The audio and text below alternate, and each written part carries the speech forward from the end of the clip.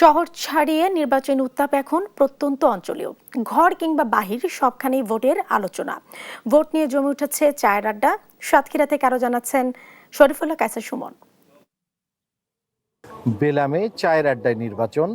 এখন আছি সাতক্ষীরা শহরের দক্ষিণ পলাশপুর এবং কামালনগর এলাকায়। যে চায়ের আড্ডা, সেখানে শুনবো তারা কি বলছেন নির্বাচনকে ঘিরে।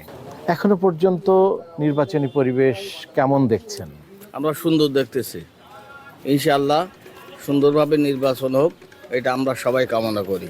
প্রবলিত সাতক্ষীরাবাসীর পক্ষ থেকে আমাদের সাতক্ষীরা জেলার উন্নয়ন আজ পর্যন্ত হয়নি। বিগত সরকারের আমলে থেকে বর্তমান সরকারের আমলে সাতক্ষীরা মূলত আসলে উপকূলে একটি জেলা। আপনার গেজেট আকারে হলো প্রথম শ্রেণীর জেলা করা হয়েছে। সে জায়গা থেকে আমাদের দাবিটা হলো এমন যে উপকূলের মানুষের যে কর্মসংস্থানগুলো আসলে যেন সৃষ্টি করে। খাল খনন করা, তারপরে হচ্ছে আপনার এখানে ভেড়িবাঁধ আছে, ভেড়িবাঁধগুলো যেন সুষ্ঠুভাবে থাকে, ফেটি ছুটি না যায়। আমি তো দেখছি এবার প্রতি জায়গায় তো আলোচনা চলতেছে, অনেকে প্রতিবার ভোট অনেকে দিতে পারে না।